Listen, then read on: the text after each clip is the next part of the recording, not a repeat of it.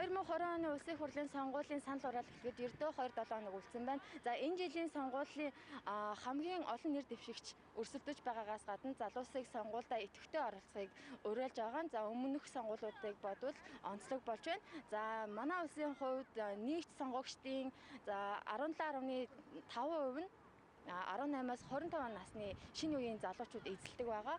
За эдгээр залуус санал өгөхдөө нэр дэвшигчтэй ямар шалгуур тавьж сонголт хийх талаар нь сонирхцгаая. Сонголтоо хийхдээ яг ямар тавьж нэр дэвшигчтэй сонгох? Тэгэл ер нь бол эхлээд ямар ч түүний хувийн амьдрал тэгээ нэг тийм юу хийжсэн, юу бүтээх болов гэсэн бодолтой нэг тиймэрхүү хүмүүсийг л сонгоно гэж бодолтой л байгаа да.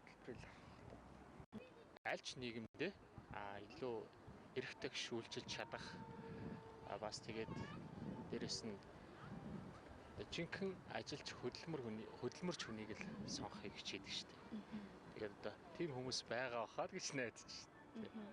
Дараагийн 4 жилдээ яг юу хийх юм, ямар хүмүүс байгаа тэр юм харж байгаа л юм дээ. Ерөнхийдөө бол яг мөрийн хөтөлбөр нь яг газарт буусан мөрийн хөтөлбөртэй хүмүүсийг л дэмжинэ гэж бодож байгаа. Тэрнээс л яг нэг тэр бомтон болгоно гэдэг нэг тиймэрхүү хүмүүсийг л тийм мөнгө амлсан хүмүүсийг л сонгохгүй. Гэрт орж ирдэг нэг сэтгүүлээд байдаг шүү дээ. Тэрийг хамгийн их өгж байгаа хүнд нь саналаа өгөхгүй л гэж бодож байгаа доо. Тийм юмд мөнгө өрөө тэгэж өгж байгаа юм чинь жоохон сонь шүү дээ. Гэж тийм бодолтой. Хүмүүст илүү шинэлж байгаа хүмүүс юм уу? Бүх сонирхолтой байгаа. Монголдо хийсэн бүх юмар л үзэж байгаа шүү дээ. Одоо жишээлх юм бол гэхдээ одоо ихэвчлэн би яг залуу үеийнхээ яг өөрийнхөө үеийн хүмүүсийг сонгоно гэж бодож байгаа. Тийм дээшээ том томчууд хүмүүст нь өгөхгүй. Зөвхөн өөрийнхөө үеийн залуучуудаа л нэр өгөндөө. Тавирагтай гарч байгаа нэр дэвшигчдийн ер нь ямар хүмүүс гарч байгаа? Ер нь судалгаа хийж үзсэн үү? Саран гэрэл, амар төвшин, номтой аяар тийм. Ер нь судалгаа явуулахгүй ба шүү дээ. Тэгсэн мөртлөө оролцсон.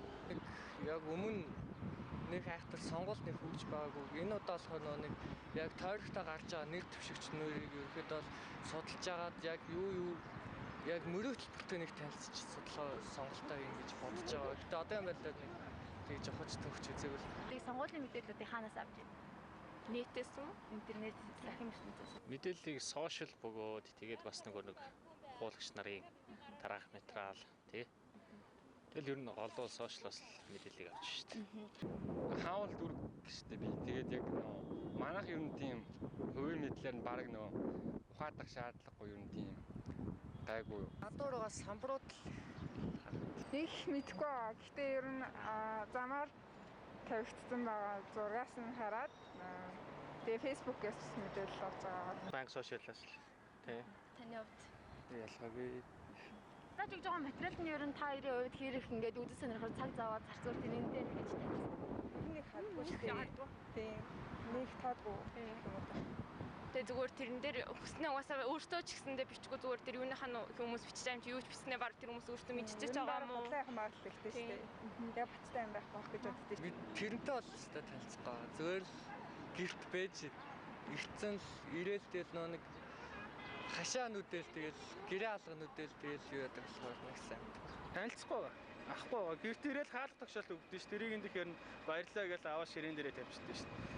Ер нь бол сонирхоод байх юм байхгүй.